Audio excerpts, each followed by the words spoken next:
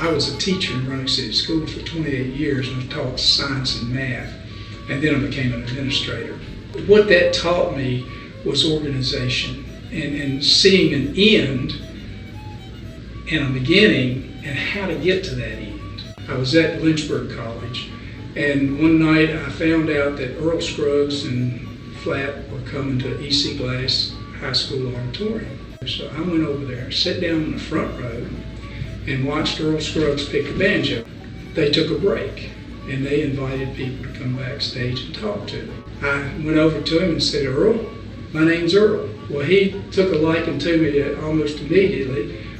I said, "How do you do that?" And he said, "Well, let me show you." Second break, I went back, continued the lesson.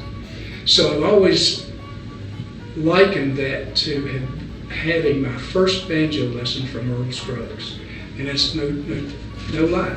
At the end of that night, I was sure I could play a banjo. As time went on, I was in a band, and one night we all said, "We all need to learn a new instrument." And I said, "Well, my uncle's got an old fiddle." Little did I know that it's a pretty hard instrument to play well.